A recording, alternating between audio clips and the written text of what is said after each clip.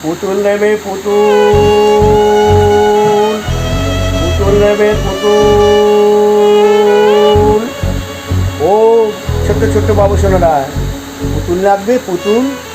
আমার এই ঝাঁটায় বরকনে আছে, রাজা রানী আছে, অনেক রকম হরেক রকম পুতুল আছে। দেবো পুতুল দেবো, দেবো বোনেরা। ও বোনেরা যাচ্ছ কোথায়? পুতুল নিয়ে যাও।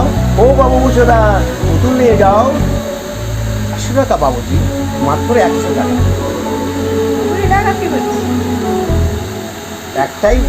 একটাই পুতুলের দাম 100 টাকা। না বাবু না, আমি মানুষকে ঠকাই না। আর কাদের ঠকাবো বলুন? এই পুতুল তো কেনে ছোট্ট ছোট্ট বাবু মশাইরা, ওদের কি আমি ঠকাতে পারি?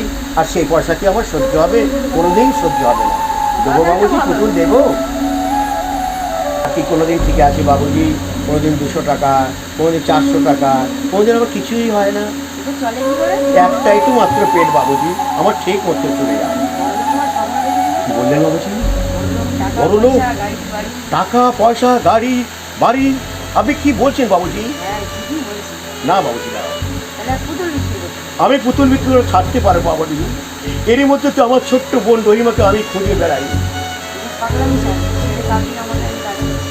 না বাবুজি না, এই ছোট্ট ছোট বোনেরা যখন আমার পুতুল নিয়ে খেলা করে, তখন মনে হয় আমার, জানেন বাবুজি, আমার রহিমা আমাকে ছেড়ে চলে যায়নি, আমাকে ছেড়ে চলে যায়নি। সে আশেপাশে কোথায় আছে আর আমার পুতুল নিয়ে খেলা করছে, আর আমাকে শুধু